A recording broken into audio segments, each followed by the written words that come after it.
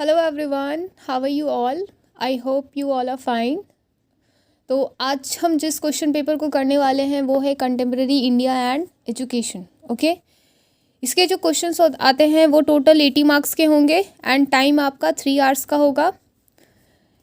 देखते हैं हम क्वेश्चन किस तरीके से है। पहला क्वेश्चन जो आपका आता है वो है कंपलसरी क्वेश्चन, जो कि क्वेश्चन नंबर 1 होता है, जिसके अंडर में आपके पास 4 शॉर्ट नोट्स होंगे जो कि 4 मार्क्स फॉर ईच वन होगा। ओके, यानी कि टोटल हो गए 16 मार्क्स के।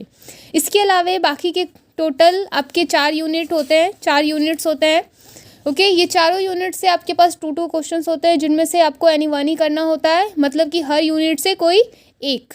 ओके, तो आपके पास यूनिट वाइज तो ऑप्शंस होंगे, बट जब क्वेश्चन नंबर 1 आप करोगे तो वहाँ पर आपके पास विदाउट ऑप्शंस होंगे। देखते हैं हम क्वेश्चंस किस तरीके से हैं।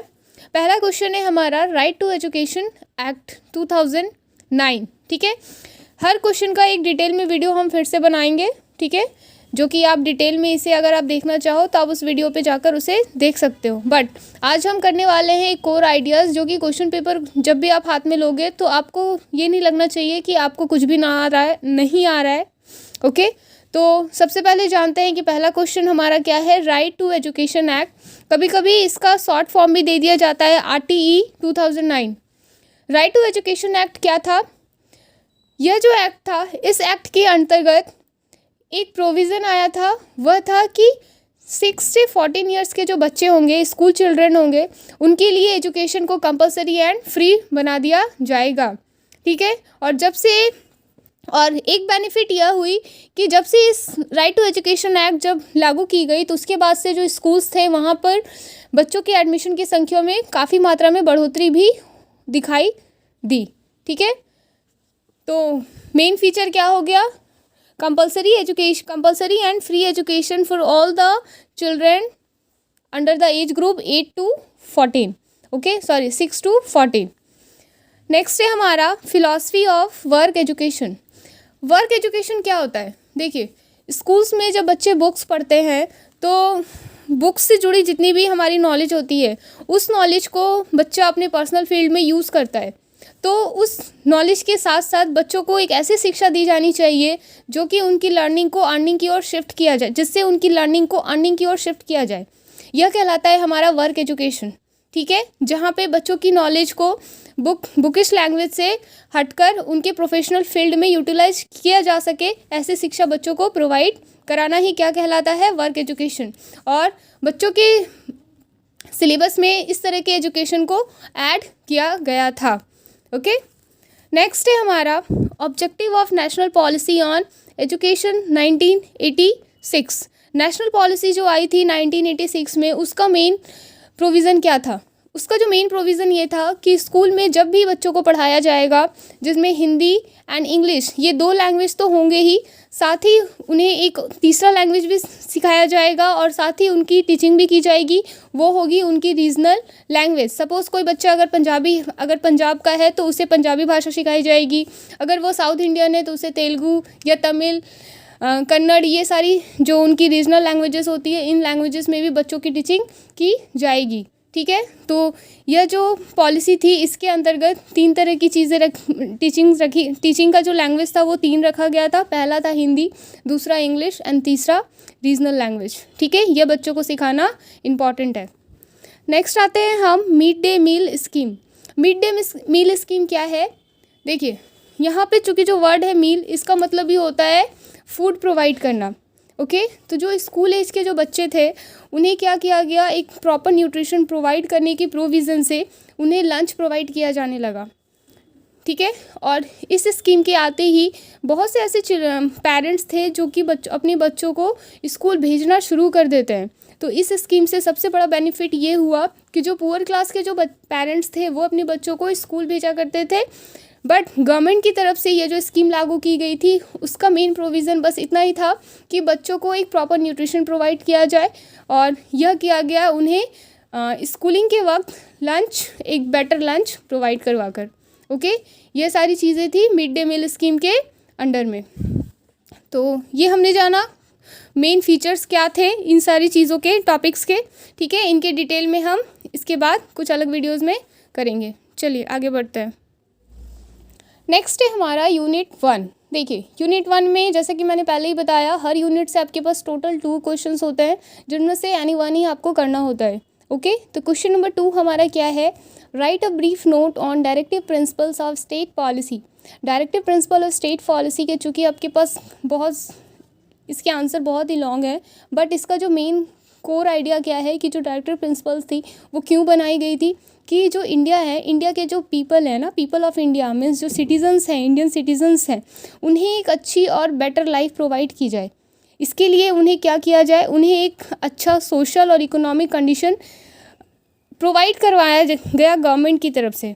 ठीक है, मतलब इसका जो मेन एम था वो क्या था, creating a social and economic conditions under which a citizen can lead a good life. Okay, यह थी हमारे डायरेक्टिव प्रिंसिपल्स की मेन उद्देश्य। नेक्स्ट क्वेश्चन है हमारा, discuss the diversity in society and it's implications for education. देखिए ये जो डाइवर्सिटी वर्ड है ना, इस डाइवर्सिटी वर्ड का मतलब ही होता है भिन्नता। ठीक है, अलग अलग कल्चर के लोग, स्कूल्स में क्या होते हैं, अलग अलग कल्चर के बच्चे पढ़ने के लिए आते हैं। ठीक है, तो उन बच्चों के बीच एक यूनिटी इस्टेब्लिश करना, मतलब बच्चों के बीच ना तो कास्ट का डिफरेंस हो, ना तो कलर का डिफरेंस हो, ना ही उनकी वर्क करने की जो एबिलिटी है, परफॉर्म करने की जो एबिलिटी है, उसके अकॉर्डिंग बच्चों में डिस्क्रिमिनेशन किया जाए। तो क्या हुआ, एजुकेशन के लिए जो डाइवर्सिटी थी ना हमारी सोसाइटी में, बच्चे को क्या किया गया, लर्न करवाया गया एक दूसरे के कल्चर के बारे में। इससे क्या हुआ, बच्चे एक दूसरे के लैंग्वेज को सीखने में कैपेबल हुए, उनके कल्चर को जानने में कैपेबल हुए। इससे क्या हुआ, बच्चों के अंदर एक inter cultural sensitive environment create होने लगा, जिसकी वजह से बच्चे सीखते गए कि एक दूसरे के साथ कनेक्ट कैसे होते हैं। ठीक है, सेल्फ सेंटर्ड ना होकर यह यूनिटी सेंटर्ड एक एजुकेशन सिस्टम को क्रिएट किया गया। यह थी main feature diversity in society की। नेक्स्ट आते हैं हम यूनिट 2 में। नेक्स्ट क्वेश्चन है हमारा, write a detail note on Wood's dispatch of 1854। देखिए 1854 में एक सर चार्ल्स वुड थे, जो कि ब्रिटिश ईस्ट इंडिया कंपनी के बोर्ड ऑफ कंट्रोल के प्रेसिडेंट थे। ठीक है, ब्रिटिश ईस्ट इंडिया कंपनी के बोर्ड ऑफ कंट्रोल के प्रेसिडेंट थे, जो कि इंडिया आए थे, और उन्होंने एक डिस्पैच सेंड किया था किसे, लॉर्ड डलहौजी को। क्यों, ताकि उनकी जो भाषा है, उनकी जो इंग्लिश भाषा है, उसे भी इंडिया में फैलाया जा सके, बच्चों को स्कूल्स में इंग्लिश लैंग्वेज को सिखाया जा सके। यह जो पहली बार जिसने यह प्रस्ताव रखा था वह कौन थे, सर चार्ल्स वुड। और उन्होंने एक डिस्पैच लॉर्ड डलहौजी को भेजा था इंग्लिश भाषा को सिखाने के संदर्भ में, जिसके कारण उनके द्वारा भेजा गया जो डिस्पैच था, इसे ही नाम दिया गया वुड्स डिस्पैच ऑफ 1854। नेक्स्ट है हमारा, explain the objectives, merits and demerits of basic scheme of education 1937।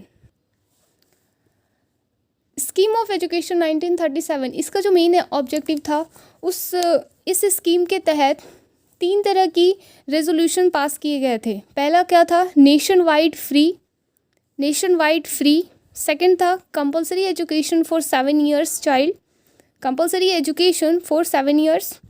Third one है mother tongue will be the medium of instruction.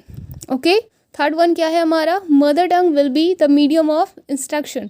ये 3 प्रोविजंस थे जो कि स्कीम ऑफ एजुकेशन 1937 के अंतर्गत रखे गए थे।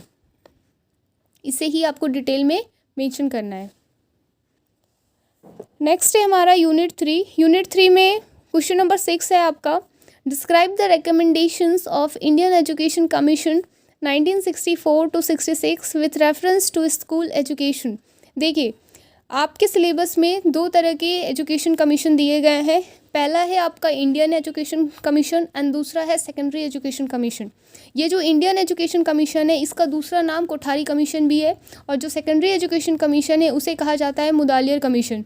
ठीक है, तो एक कमीशन के आपके 2 नेम है, तो आप कंफ्यूज मत होना, आप चाहो तो नोट डाउन कर लो। इंडियन वर्ड अगर रहेगा तो दैट मीन्स कि उसके साथ क्या है, कोठारी कमीशन। ठीक है, और सेकेंडरी के साथ मुदालियर। ओके, तो इंडियन एजुकेशन कमीशन में क्या था, इस कमीशन के जो चेयरमैन थे वो थे दौलत सिंह कोठारी, ठीक है, दौलत सिंह कोठारी, जिनके नाम पर ही इस कमीशन का नाम कोठारी कमीशन रखा गया था। उन्होंने क्या किया था, इस एजुकेशन के तहत एक मेन उद्देश्य ये बनाया था कि जो प्राइमरी एजुकेशन है, प्राइमरी स्कूल के जो बच्चे हैं, प्राइमरी क्लास के जो बच्चे हैं, उनके एजुकेशन में, उनके करिकुलम में environmental education, health education, work education, mathematics and mother tongue, ठीक है, आप नोट डाउन कर लो, environmental education, health education, work education, mother tongue and maths, इन सारे सब्जेक्ट्स को भी उनके करिकुलम में ऐड करना अनिवार्य होगा, ठीक है। मेनली इस कमीशन में ये इसी टॉपिक पे बात रखी गई थी। नेक्स्ट है हमारा discuss the main recommendations of revised national policy 1992।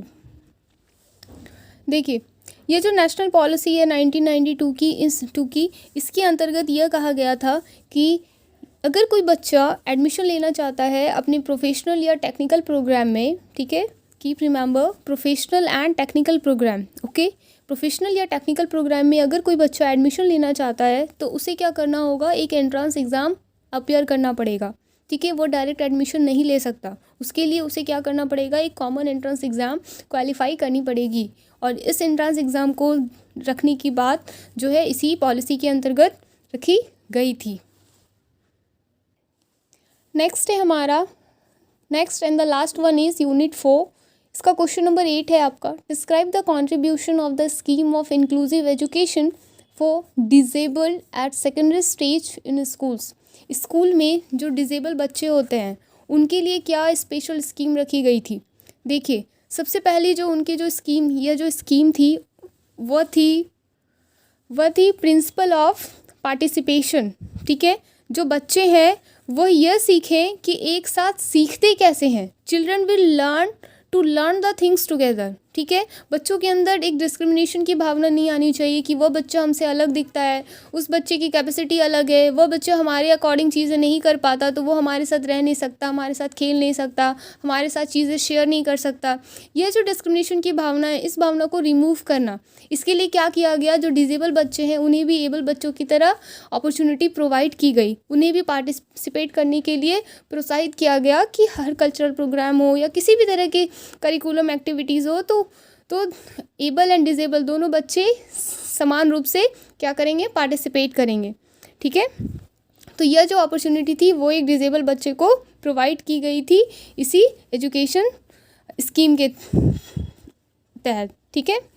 चलिए, लास्ट क्वेश्चन है हमारा, discuss the concept and importance of international understanding in the context of globalisation.